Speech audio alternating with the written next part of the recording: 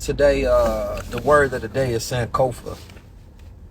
Sankofa, right? And the reason that word to today is Sankofa because I'm out here in Oakland, California, and I want to spread that word around, man. It comes from the people, the con people, right? But very powerful, celestial people. You know, I'm from Oakland, California. I was born in St. Louis, Missouri, right? I left that when I was 2 years old, and I came out here to Oakland. And this is really what I consider the energy that motivates my spirit. You understand me? That spiritual energy. You feel me? And sometimes I'll be on my pace and my path, right? I'll be moving, like I just be accomplishing sometime, and I don't always have time to look back, right? And the Sankofa bird is the picture of a bird looking back while moving forward, right? And it represents the virtues of patience and wealth and knowledge and being strategic in your observations of self and what you're going through in order to get to where you need to be. Like that's important, right? And that's where I'm at right now. I found a sweet spot in life to where I know how to double down, I know how to create money, I know how to build family business. I know how to accomplish, I know how to help assist, push the culture forward by creating positive energy and creating organizations that are positive and create jobs and skill sets, and help produce wealth, right? I know the energy it takes to deposit $1 million, right? And with that energy, though, it's like you start getting to a point and the accomplishments become you rather than the purpose that you started to accomplish it for. And what I mean by that is like you got to imagine a person who never achieved anything in their life and, they go viral or, they get one accolade for something that they've done and they start to live through that thing. So now when people see it, they wonder, I wonder if this person know what I did, or, now that I got awards for this thing, I wonder if people see me as more important because I see myself as more important. We start to filter ourselves through our accomplishments, right? And me, I don't have that ability to do that because I think that that's an ability, right? I've gotten rid of the illusions a long time ago that I'm not the things that I accomplish. I am me, right? And I accomplish things, and that's a completely different energy to vibrate in, right? Because the moment that you get stuck in the accomplishment, it don't allow you to continue to move forward, to continue to produce more and more and more and more. Not from a state of real purpose. You accomplish, but you're not moving from the core of who you are, right? So you can get lost and you can get far away from self. So it's like for me, like walking through Oakland, I done went through like some of the old stores, old neighborhoods, old acquaintances, old clubs and lounges that I used to go to, right? Seeing people and the energy, it reminded me when I was there going through it, how much I wanted to transform, how much I wanted to make change in these environments, right? It reminds me of what made me in the first place to really evoke that energy, the essence of it. You understand me? Why did I go so hard? You understand me? With doing what I'm doing now. The things that I seen in Oakland, the examples that I seen in Oakland, the issues that I seen in Oakland, right? Your Block Muslim Bakery, the issues I seen with the leadership there, right? And what happened in that particular situation, same thing as Muhammad Temple out in Oakland, California, and other organizations that I just seen fall. It reminded me like, yo, these things that made you, those experiences that you went through, that's the culmination of what created and anchored your purpose.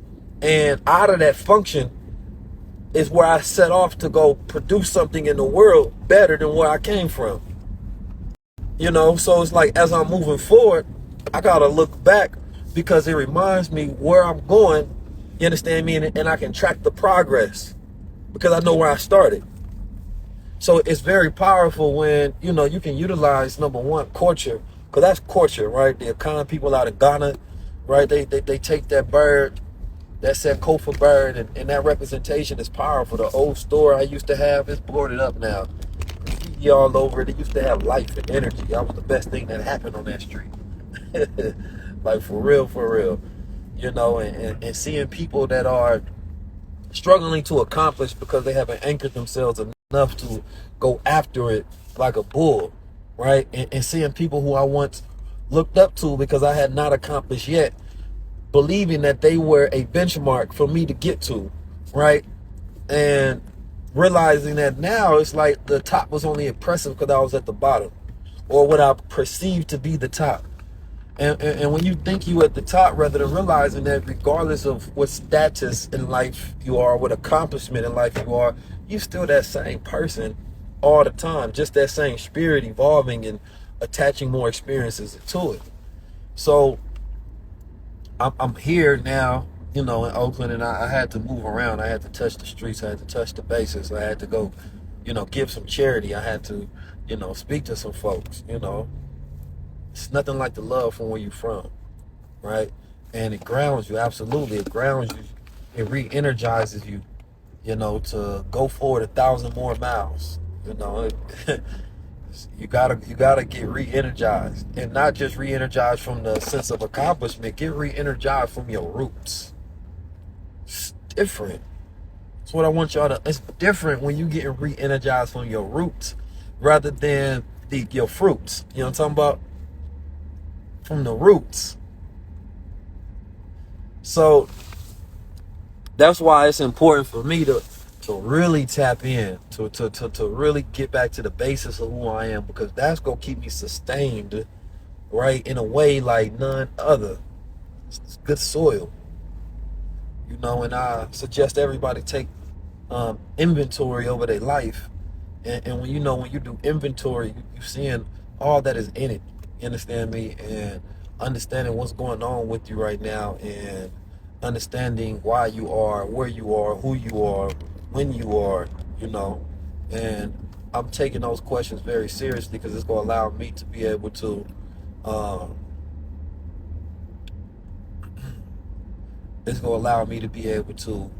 grow into this destined human being that I'm supposed to, right? I'm taking inventory over my relationships that I have with myself, right?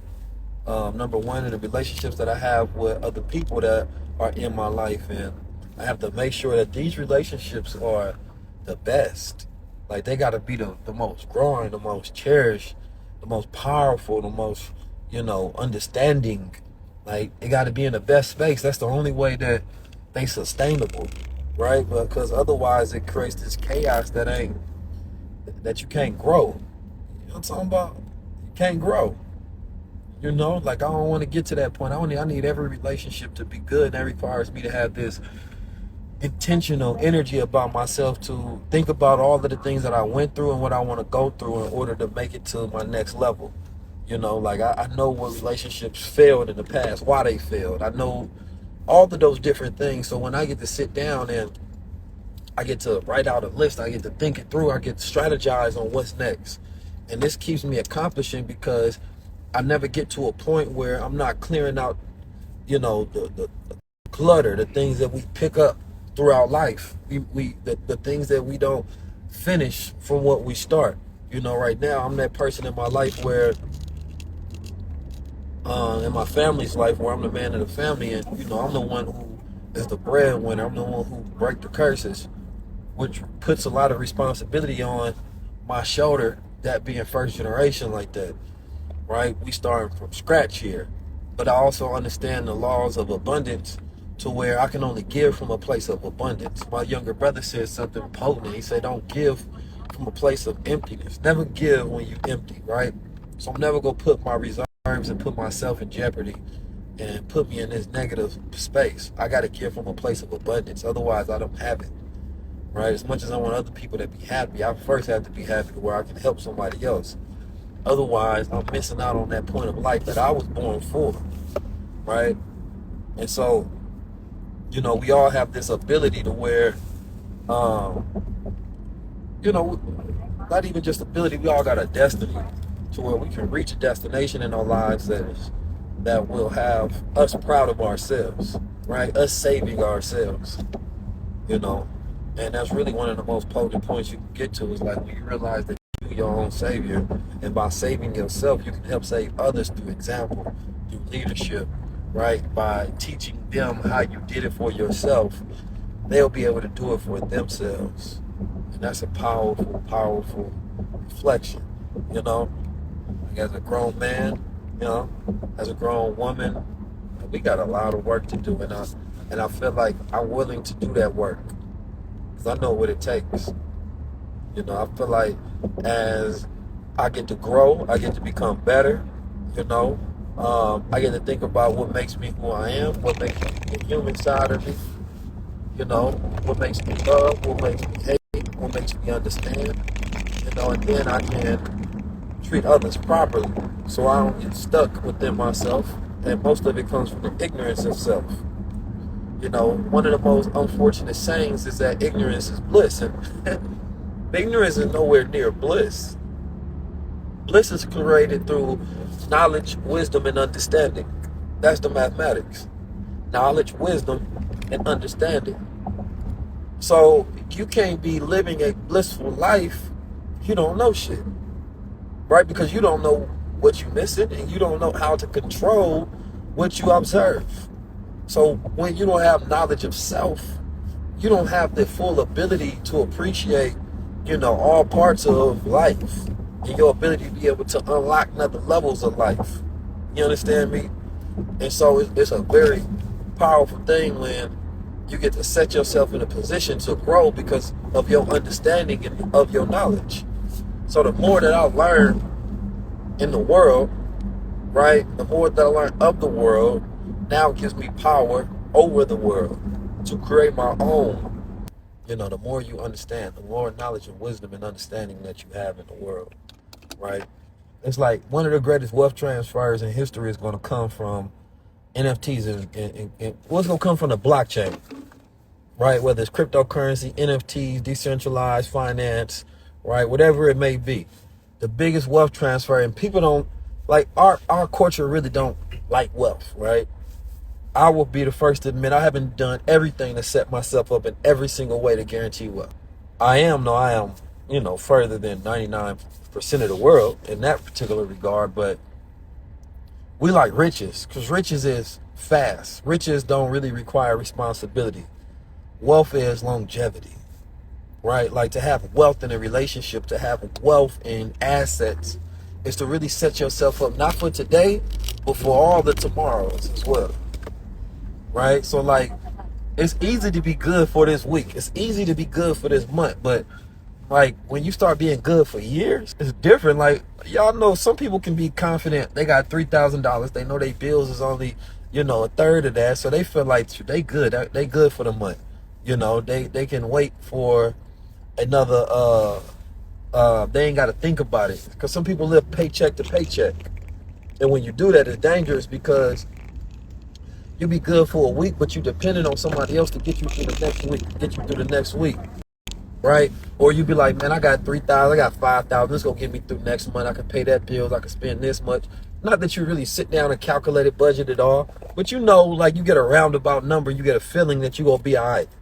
Some people take care of it and be like, you know what? For the next 3 months, I'm solid. And then some people are like, nah. For the next 3 years, let me look at what I got, what I'm gonna do, my skill sets, the market, all of these different things. I want to be set up for the next 3 years.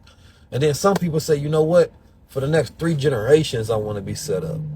You understand me? And each level of those thinking just require you to go and do different strategies, right?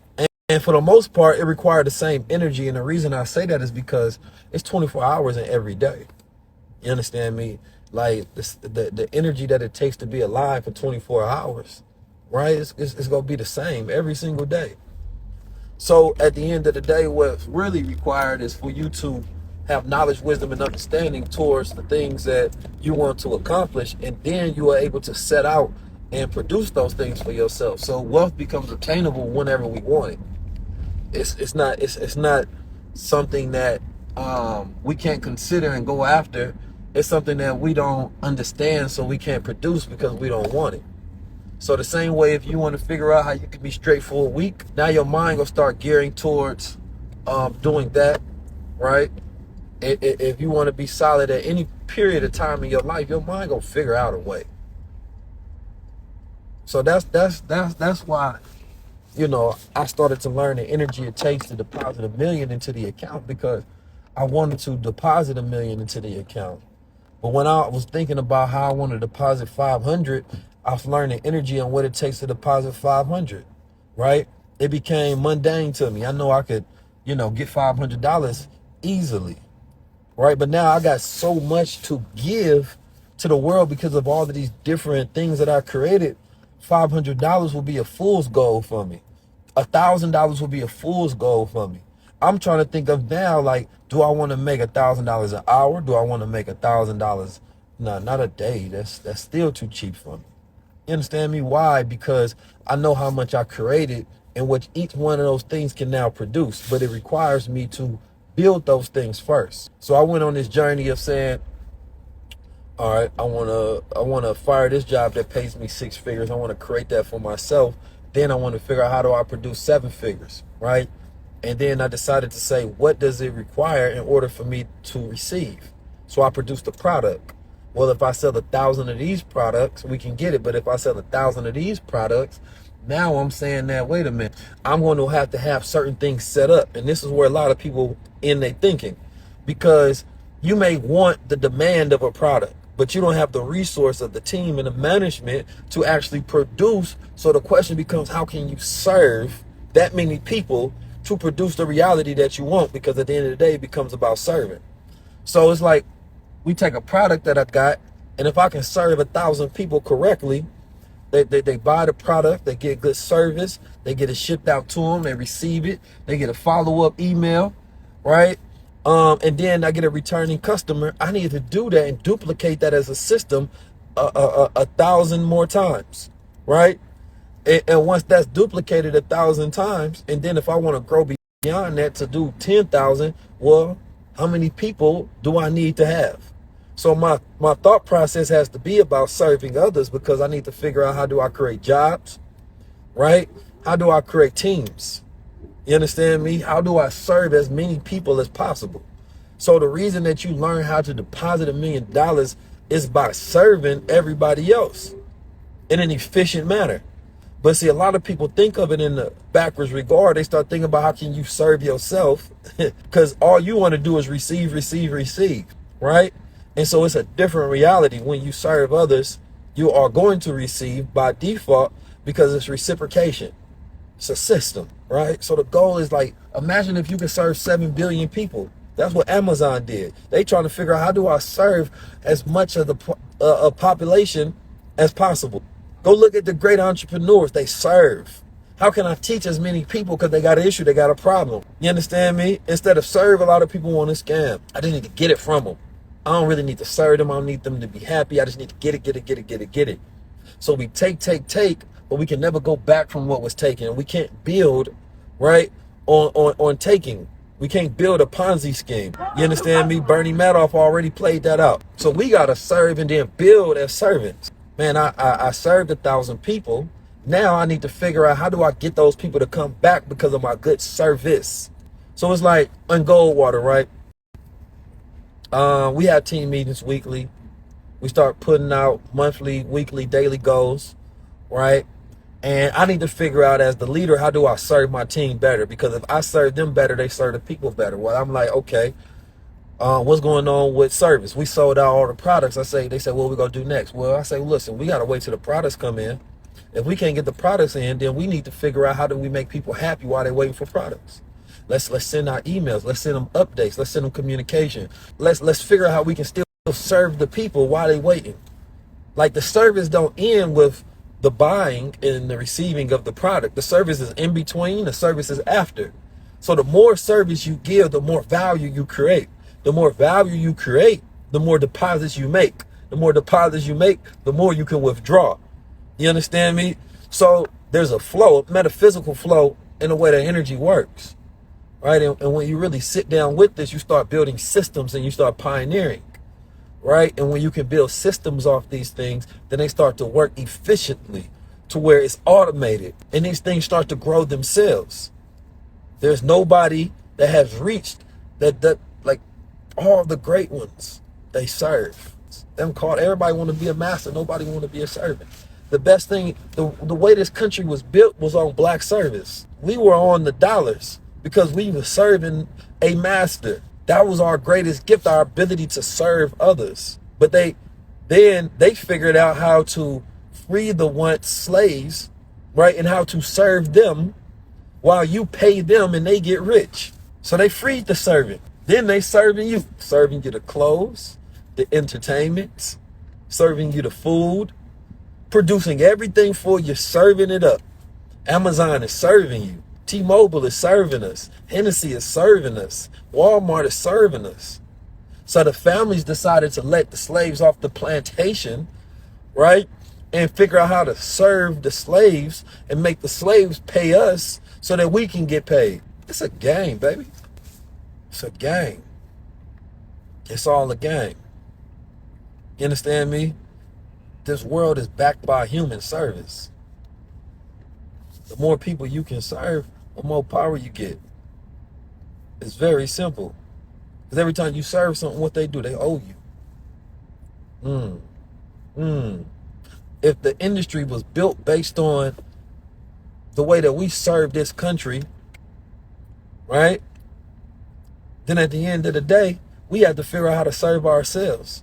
But then we take those same business models, we serve others, but in a manner to where we own those industries so we can have growth.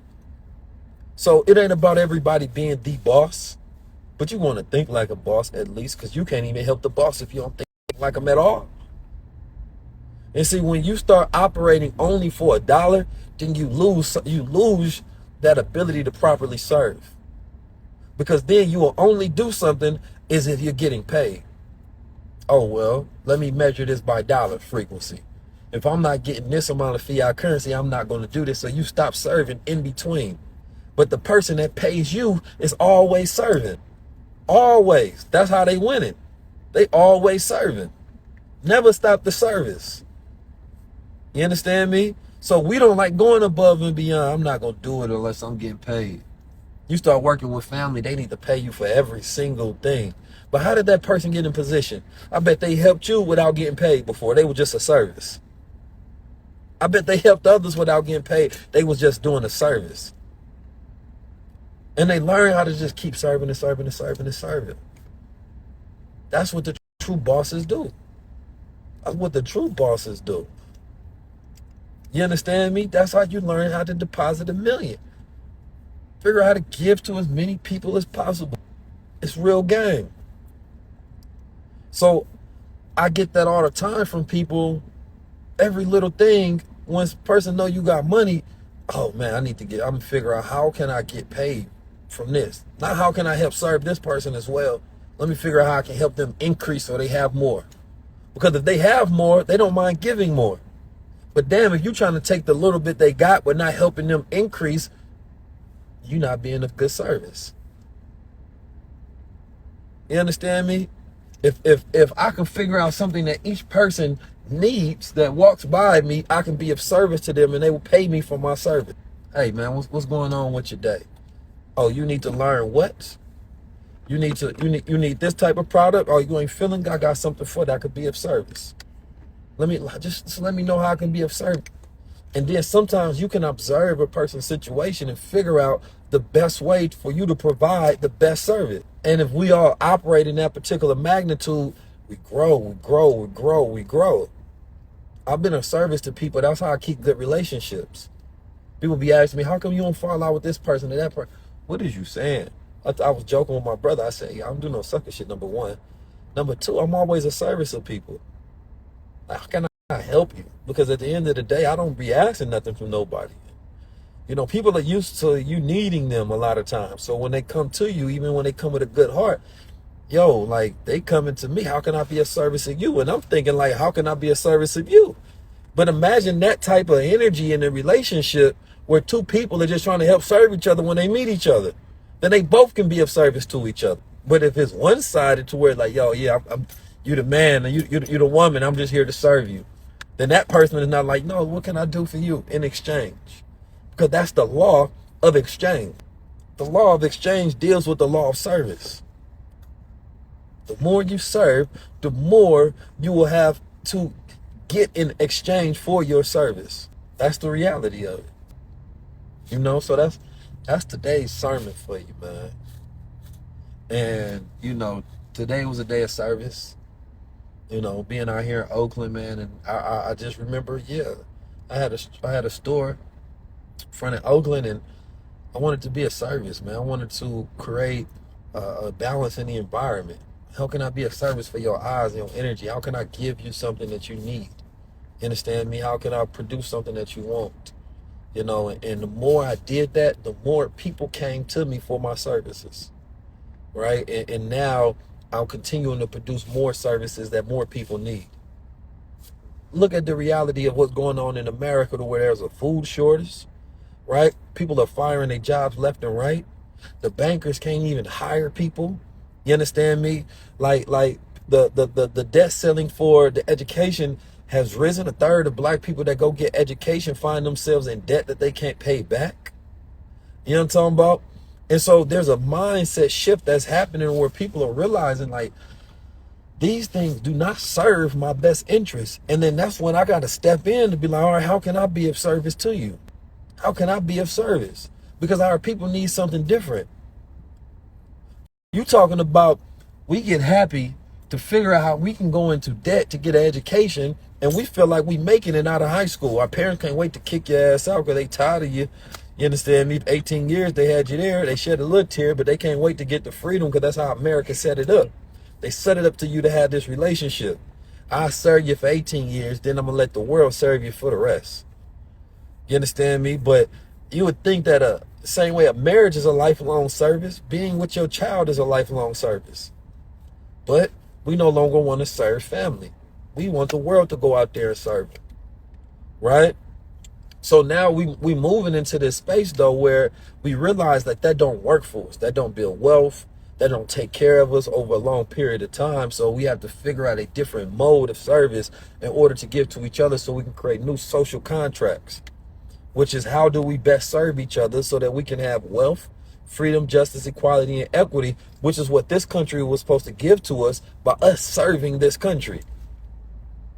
See, they only tell people in the army, thank you for being of service to your country. But if you live in America, you are of service to this country. You pay taxes to this country. This country is backed by your Social Security and your birth certificate bond.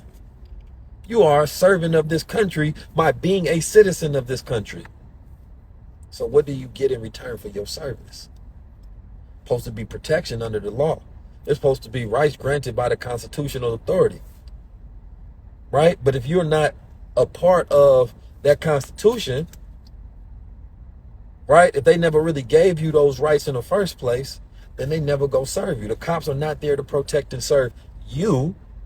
They are there to be code enforcers of law and order. So then I say, all right, these are all issues. These are all problems on the solution-based thinking. How do we get to that point where we can help serve our people best interests? Educate them. You can create an educational service for $500 to $3,000, and a person to say, we don't have it. But then when you go learn about the educational system that these white folks done set up for us, that's supposed to serve us. Oh, how much is that? 30,000? What kind of loan I need? 10,000, 15,000? I need to put up my house for it?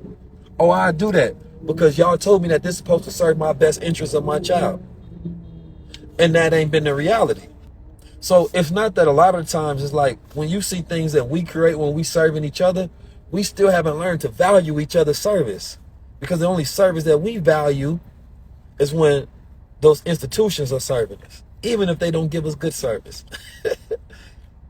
Let's be honest. Your phone, you got T-Mobile, your phone may go out a lot. You understand me? You be traveling and sometimes you ain't got good service. But you ain't kicked out T-Mobile yet. Yet that have been a black phone, black service. Oh man, first time you ain't got no service. You know, first time you go on a trip and you somewhere and you supposed to have service, you jumping into another service provider quick. We know this is a fact. Let that be a black person providing you a service. They mess up and you can't wait to get another service provider. That's the reality of it. So we don't value each other's service because we don't value each other's energy, which means we don't value each other's lives. So you got to get to the point of it. When somebody is serving you, that's a human being.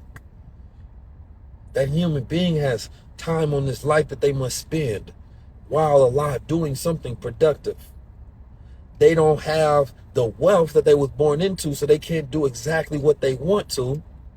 They have to do what they must do in order to survive, right? And so when a person is doing a service to you while they are living, you have to appreciate that service, to value that person, to value their life and their time, you understand me, their spirit and all their energy. But that's only if you see that as a living, flesh, breathing human being, because there are some people, you know, if they give us a service, man, we'd be so happy. Some people be happy that you just talk to them because you value that person so much. Or I value you just took some time out to say something to me. I value you just replied to me. I value that you took the time to create this. But we don't value the average human. We don't value ourselves enough as well. So when we think about the service we provide, we don't even know how to price it right. You understand me? So it's like this goes down to value. This goes down to the law of exchange. This goes down to the value of a human being, period. You know what I'm talking about?